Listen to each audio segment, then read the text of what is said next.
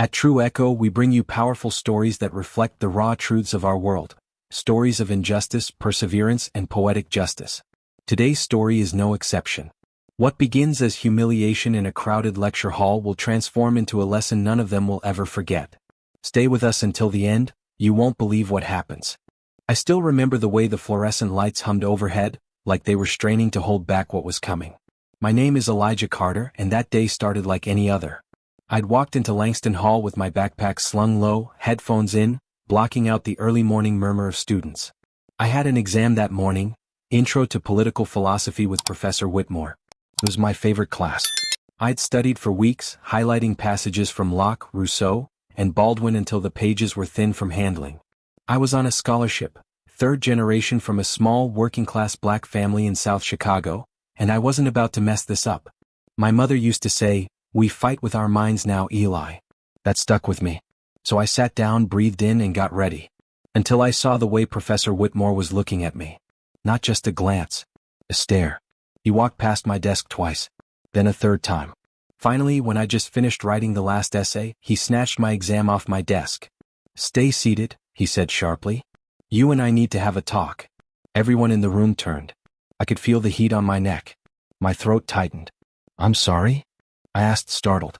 Professor Whitmore didn't answer. He just tucked the paper under his arm like it was evidence in a crime scene and walked out. After class, I was summoned to his office. No explanation. Just a cold email from the department secretary, "See Professor Whitmore, 2 p.m. At exactly 2 I knocked. He didn't look up from his desk. "Mr. Carter," he said, eyes scanning a document. "Come in." I sat, unsure what this was about, though the pit in my stomach was already screaming. He finally looked up and spoke plainly. "I have reason to believe you cheated on the exam." I blinked. Laughed even. It was reflex. I don't understand," I stammered. "What makes you think that?" "You finished too quickly. Your answers were identical to the model answer I keep in my private notes. And," he leaned forward, "frankly, students from your background rarely score above average in my class. Let alone top marks." His words hit like a slap. Background? I wasn't even sure what that was code for. Poverty? Skin? Southside zip code? "I studied. I've attended every lecture. I've emailed you questions. You know that. And yet," he shrugged, "it doesn't add up." I felt something in me fracture. Not just from the accusation but from the certainty in his voice. The way he didn't even question whether it could be true. Like I was always destined to cheat, to fail, to confirm some silent prejudice he already held. He handed me a document. "You'll appear before the Academic Integrity Committee next week. Until then, you're suspended from all classes pending investigation." I walked out of the building in a daze.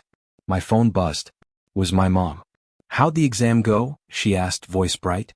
I swallowed hard, trying not to let it tremble. "I'll call you later," I said, and hung up before I started crying. I didn't sleep that night.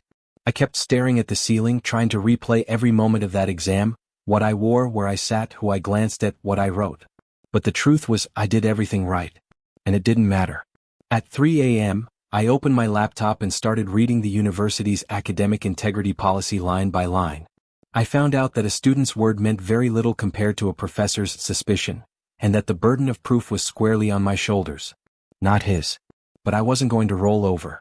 I printed every email I'd sent him, every paper I'd submitted, every forum post I'd written, and I gathered my notes, all handwritten, dated, scribbled with late-night thoughts. That exam wasn't magic. It was blood and sweat and years of pressure. But people like Professor Whitmore didn't see that. They saw a black kid with a hoodie and a laptop and they assumed the worst. I showed up to the hearing alone. The room was sterile and cold, with 4 faculty members behind a long desk and Whitmore sitting smugly to the side. I wasn't allowed to have a lawyer. Only a character witness, but who the hell did I even trust to show up? A woman in a gray blazer, Dean Merrill, cleared her throat. "Elijah Carter, you've been accused of violating the university's academic integrity policy. You may now present your defense." I took a breath. My palms were damp and my voice quivered at first. But I held my ground. I didn't cheat. What you see as suspicious, the timing, the accuracy, it's a product of work. I've studied every night for this class. Professor Whitmore has dozens of my questions in his inbox. I've never even missed a class. My notes are here. My drafts here. I even predicted 2 of the 3 essay questions. Whitmore cut in. Predicted? Or were told in advance? Dean Merrill raised a hand. Let him finish. I met Whitmore's eyes. I didn't flinch. I come from a place where nothing is handed to you. I worked twice as hard to get half as far. And the moment I showed that I could beat the odds, someone decided it must be fraud. Silence. Dean Merrill nodded slowly, then turned to Whitmore. You claimed the answers matched your private notes. Do you have proof those notes were not accessible to anyone? He looked caught off guard. They're stored on my home computer, not on any university server. Then how do you know they weren't compromised? They weren't. That's not evidence, Professor. That's conjecture. For the first time, I saw doubt flicker on someone's face. But the decision was postponed. They'd review the material and deliver a final verdict in 7 days. A week of hell followed. Word spread fast. Whispers turned into rumors. He cheated. He got caught. He's done. My inbox dried up. Friends stopped texting. In the cafeteria, I sat alone. Every conversation paused when I walked by. And the worst part? My scholarship was frozen. That meant rent was next. Food. Bills. I picked up extra shifts at the library and skipped meals to save cash. But I kept showing up to class, even if I had to sit outside and listen through the cracked door. I wasn't going to disappear. And then, one afternoon, I got an email. Subject, Ruling Academic Committee. I sat on a campus bench under the heavy weight of that message. My thumb hovered over the screen for a full minute before I opened it. After reviewing submitted materials, the committee has determined there is insufficient evidence of academic misconduct. All charges are dropped. Your suspension is lifted effective immediately. My heart pounded, but I didn't feel joy. Just exhaustion, relief, and a deep, cold anger that none of this should have happened in the first place. But that wasn't the end.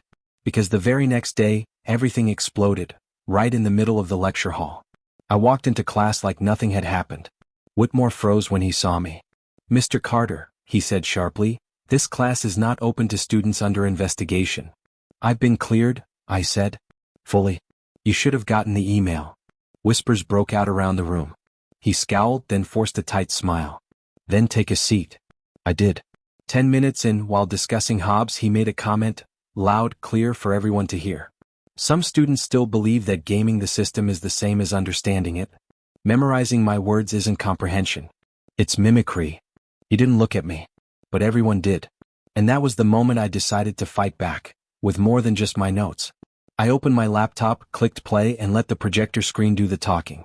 The video started without warning, just a click, and then the unmistakable voice of Professor Whitmore filled the lecture hall. I simply don't expect top-tier analysis from underprivileged students. I mean, statistically speaking, it's unlikely. Gasps rippled across the room. I watched as jaws dropped, as heads turned toward him in disbelief. He leapt forward from the podium. Turn that off, he barked. This is an unauthorized. But it was too late. Because it wasn't just that quote. It was a full 3-minute clip of a private departmental meeting. One he hadn't realized was being recorded when a TA left a Zoom recorder running by accident. A friend of mine from the sociology department had passed it to me days earlier, furious after watching it. It wasn't just damning. It was disgusting. I've seen it before, Whitmore said on that recording. These students, they look good on paper, but it's always an act. They get help. Tutors, Google. Or worse. Some of them just get in because of quotas. It's not racism, it's realism. There it was. Projected on a 20-foot screen. In a room of 80 students. Exposed. Professor Whitmore's face turned ghost white. Who gave you, this is a violation of privacy? I stood.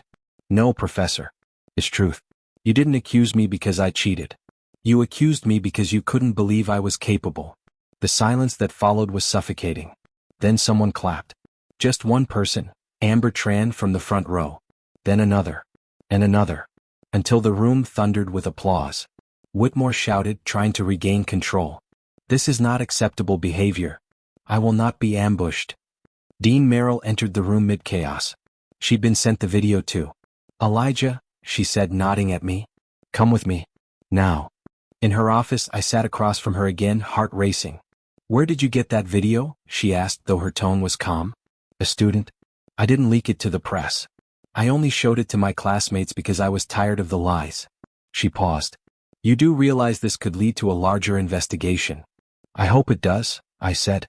The university launched a formal inquiry into Whitmore's conduct. And in a matter of days, everything turned. Students began to speak out. Emails he ignored, students he singled out, grading patterns that showed statistical bias. The dam burst. Local news caught wind. Articles were written. Professor under fire for racist remarks and false accusations. Student cleared of cheating after exposing institutional bias. They even interviewed me for the campus paper. I didn't say much, just one quote they ran in bold on the front page. I didn't fight back for a grade. I fought back because I'm tired of being told I don't belong. A week later, I walked past Whitmore's office. It was empty. Nameplate gone. He'd been placed on leave pending internal proceedings, which we all knew was code for, he's not coming back. But again, I didn't feel triumph.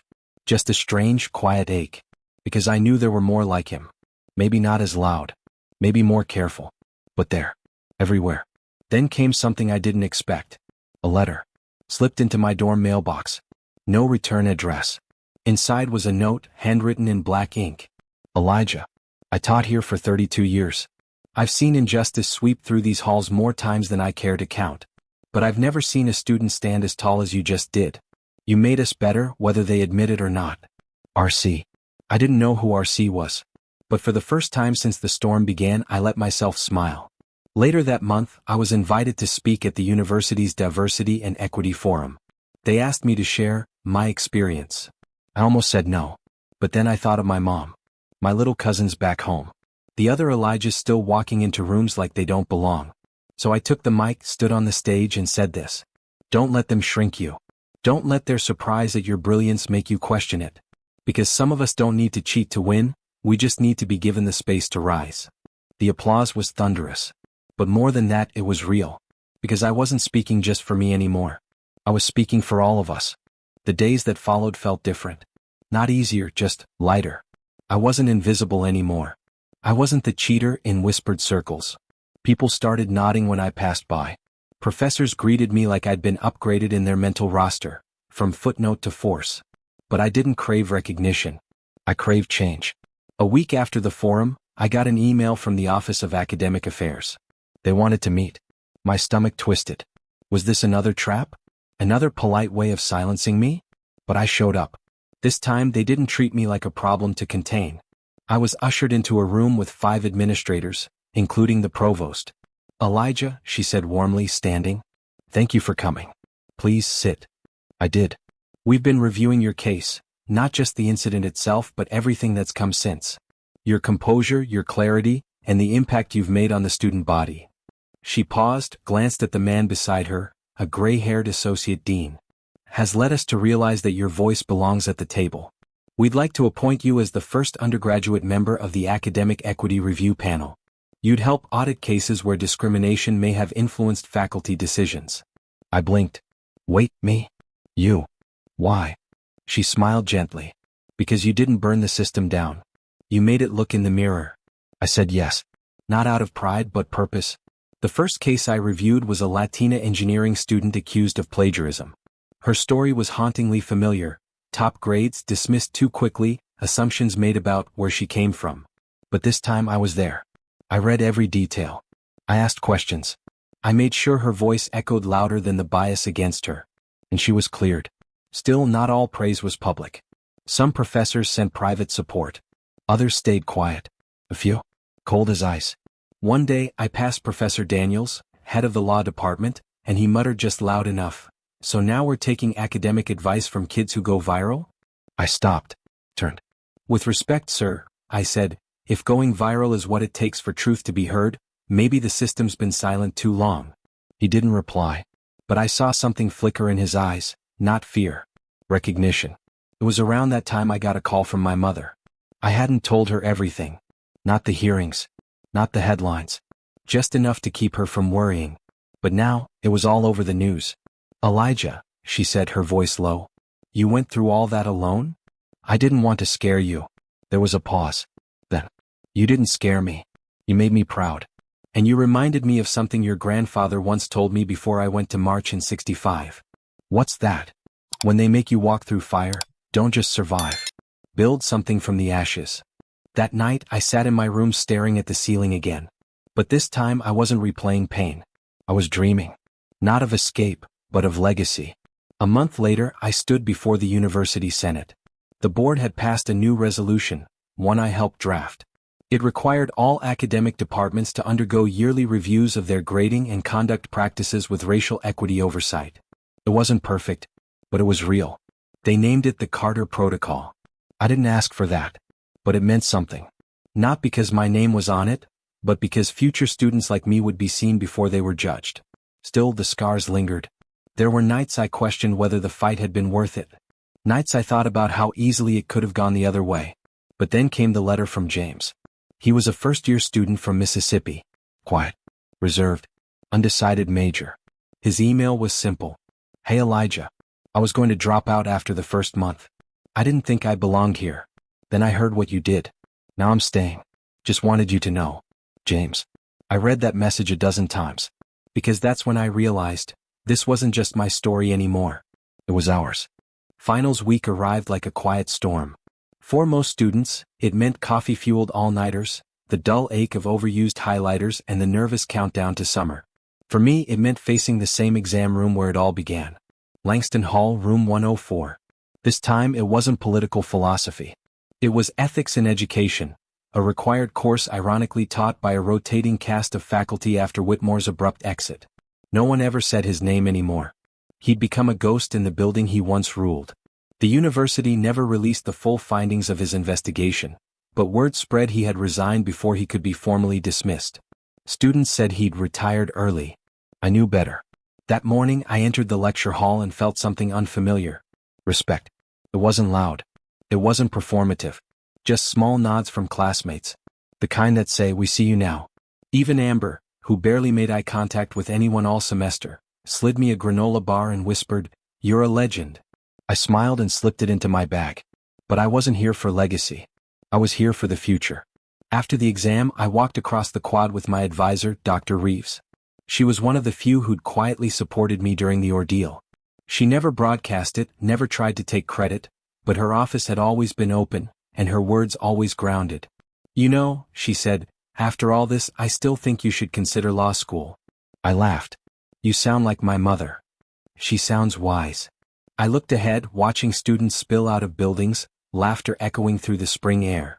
"I used to think justice meant punishment," I said. "But now I think it just means truth with teeth." She nodded. "Then maybe we need more lawyers like that." Graduation came quickly after that. I wore my cap low and kept my speech short. I didn't want to be the center of the ceremony. I wanted to feel like everyone else for once. Still, when I crossed the stage and they called my name, the applause lasted longer than usual. My mom stood in the front row, tears streaming down her face. My uncle was next to her, clapping like he was trying to summon thunder. And beside them? A man in a navy suit with a crisp white pocket square. I recognized him instantly. Dr. Charles McDaniel, president of the National Urban Scholars Foundation. We'd spoken once via Zoom when I applied for a fellowship but hadn't kept in touch. After the ceremony, he approached. "Elijah Carter," he said, extending a hand. "You changed more than your own story. I just didn't want to be erased." "Well, you weren't. And now we want to offer you something." I raised an eyebrow. He smiled. "A full ride to our Policy and Justice Fellowship at Harvard. Starting this fall. We'll cover tuition, housing, everything." My breath caught. "Is this real?" He chuckled. "Son, you are real. That's what made it easy." Later that night, I stood on the rooftop of my dorm, watching the city lights flicker like fireflies. My phone buzzed. Text after text from classmates, professors, even strangers who'd heard my story online. But the one message that made me pause was from James again. "You did it, big bro. Guess it's our turn now." He'd attached a selfie in front of the library. Smiling. Confident. Wearing a t-shirt that read "Black excellence is not up for debate." I sat down, legs crossed, and whispered to the sky. We did it. The world didn't change overnight. There were still barriers. Still quiet dismissals. Still professors like Whitmore hiding behind tenure and twisted data. But now they had to look over their shoulders. Because we weren't quiet anymore. We were loud, we were ready, and we were building something no accusation could erase. 3 months later, Cambridge was colder than I expected. Not just in temperature, but in tone. Harvard had prestige. Legacy. Ivory walls that whispered centuries of power. But under those whispers was a hum I knew too well. Doubt. Not from everyone, but enough. During orientation, an older white student from Connecticut asked what firm my father ran. When I said my mom worked night shifts as a nurse in Chicago, he blinked, like I'd given the wrong answer. At first, I wanted to disappear again. To blend in. Keep my head down, get the degree and bounce.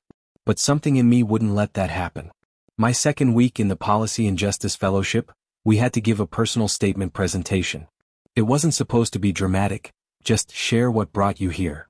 Most students gave rehearsed bios and polite thanks. When it was my turn, I walked to the podium, pulled out a crumpled manila folder and laid it flat. Inside was the exact exam Whitmore accused me of cheating on, graded, returned, exonerated. I held it up. This, I said, almost cost me everything. The room stilled. But it also gave me more than I knew I had. Not just rage but reason. Not just pain but power. Because I learned that when they write you off, you don't rewrite yourself. You force them to reread you. I looked up at the sea of stunned faces. I'm not here because I survived injustice. I'm here because I made sure it didn't survive me. They stood. One by one they rose and applauded, not out of charity but conviction. Even the Connecticut kid. Later that day he asked if I wanted to co-lead a justice seminar with him. I said maybe. Truth is, I needed time to decide if he meant it or just wanted the optics. But still it felt like a shift.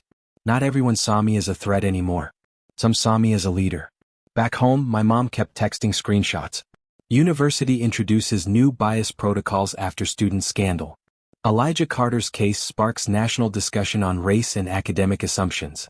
There were podcasts, panels, even a small documentary in the works. But I never let it go to my head. Because fame doesn't fix the system. Action does. In January, I was invited to speak at the American Education Equity Conference in D.C. I sat backstage with scholars, activists, and professors I'd once only read about. I wasn't sure what I could offer. What did a 22-year-old kid with a beat-up laptop know? Then the host called my name. Elijah Carter, student, survivor, advocate, and architect of change. I walked to the podium, heart pounding. And I spoke the words that had been burning inside me for years. If our success shocks you more than our struggle, then you haven't been paying attention. I told them about Langston Hall. About the accusation. About the pain. But I also told them about James. About the girl from engineering. About my mom who raised a fighter disguised as a student. And when I ended with this. The most dangerous thing about a system built on silence is what happens when one voice finally echoes back. There wasn't a dry eye in the room. That night, as I packed my speech back into my folder, a woman approached me. Sharp suit. Steel eyes. I'm Dr. Angela Breen, she said. Deputy Director of the U.S. Office for Civil Rights. I froze. Nice to meet you. She handed me a card. When you're done with Harvard, come work for us. We need people who don't just read the law, but feel it. I stared at that card all the way home on the train. I thought about everything. Whitmore. Langston Hall. The night I almost dropped out. And now this. The spring after my graduation, I returned to my old university, not as a student, not as a victim of academic injustice, but as the keynote speaker at the annual Social Impact Symposium. The auditorium was packed. Students filled every row, faculty lined the walls, and cameras pointed toward the stage like 100 staring eyes. Somewhere in the front, I spotted Dean Merrill, Dr. Reeves, and a few familiar faces from my darkest days. It was surreal. I stood behind the podium, took a breath, and let the silence settle in before I spoke. When I walked into this campus 4 years ago, I carried two things: a backpack full of books, and the weight of having to prove that I belonged.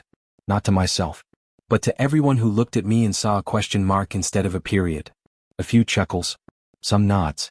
I was accused of cheating.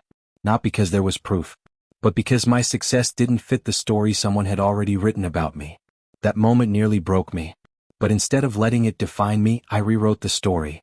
I could see tears. Could feel the unspoken pain of every student who had ever been doubted, dismissed, or disrespected. I didn't become the exception.